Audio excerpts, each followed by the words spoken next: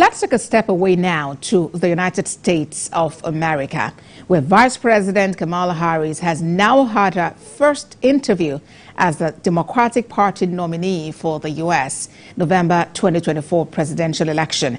Let's bring you a bit of that interview in our next report. In the joint interview with her running mate, Minnesota Governor Tim Walz, U.S. Vice President Kamala Harris was emphatic on the need for a deal in the war in Gaza, saying Palestinians deserve to have their own country, neighboring Israel. But she did not commit to an arms embargo on Israel, as some on her party's left flank have demanded. Ms. Harris also said she would include a Republican in her presidential cabinet, explaining that her travels across the country as vice president had made her believe in building consensus, and the move would fulfill her promise to be a president for all Americans. One of my highest priorities is to do what we can to support and strengthen the middle class. The Democratic Party nominee had to defend why her policies on immigration, climate change, and U.S. border incursion matters have become more moderate since she ran for president in 2019. When asked why she hadn't already implemented her ideas to tackle economic hardship, she said herself and President Biden have done a lot of good work already, but there is more to do. Her Republican opponent, Donald Trump, described the interview as boring.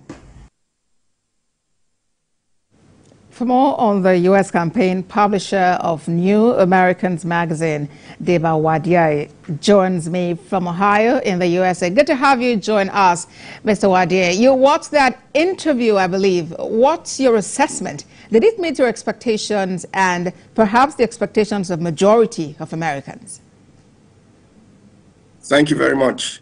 It's an opportunity for Americans to see her being interviewed, especially after she got the ticket of the Democratic Party. A lot of, the media has been talking about her not having a one-on-one interview.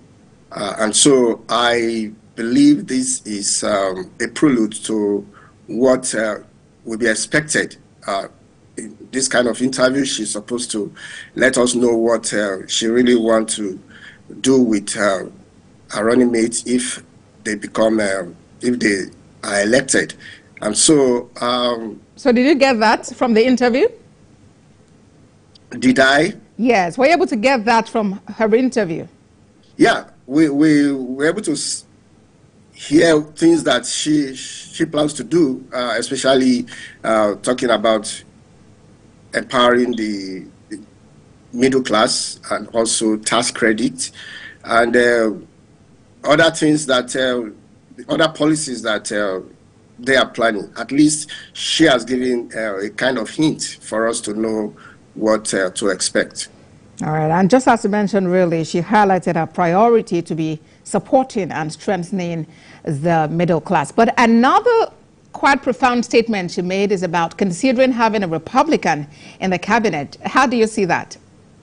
Yeah, it's when you are elected president, you become the president of the United States of America. And so if she needs somebody, no matter the political party the person belongs to, she can use the person because she, at this time, elected as president. And so whether it's Republican, whether it's Democrat, I think for her making that statement, it's something that we encourage those that are still on the fence, especially in the Republican Party, that do not agree with the party choosing former President Trump as their candidate. And so it's kind of a bit to those people to see someone who is open to working with both parties, which is what we expect, especially at this time when there's so much division. Yeah, and especially since so many Republicans really speak during the Democratic National Convention. But let's look at another issue, and that's on climate change. Now, Ms. Harris says she will not ban fracking as president. And critics say that this is actually a flip-flop from her position in 2019 while she was vying for the Democratic ticket back then. Do you see this affecting her chances? Well, I don't think so, because for the ordinary American, what they want is to be able to afford things, groceries in the store, to have a roof under their head, affordable accommodation, to be able to get jobs. I think those are the things that are critical to the ordinary American. And so when you start bringing, this was a position at a time and this is a position on climate, well, that probably will depend on people, but I don't think it will influence people voting for her or not.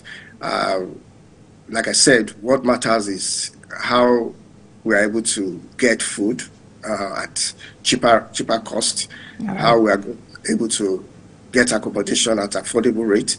And so those are the things that Americans will look at, and not the climate issue when it comes to our position of fracking.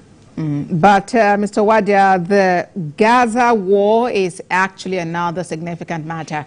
We know a number of times we've had some Palestinian protesters trying to interrupt her campaign, or trying to ask questions and trying to be heard, really, about her position on the war there. She's emphatically mentioned her position in support of Israel and the ability of Israel to defend itself. But then she also criticized the fact that many Palestinians have been killed in this unfortunate incident. What do you think Americans actually expect? What action do you expect from her or whoever steps in as president next?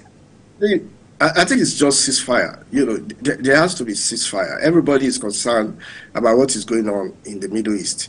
And so there must be a ceasefire, and there must be peace after the ceasefire. And so how do you come to that peace after that ceasefire? Is to bring everybody to the table, those that are involved and others that are there to support, so that this issue does not continue to cause the problem that we are experiencing now, because everyone in the world could see that there's so much devastation in that area of the world.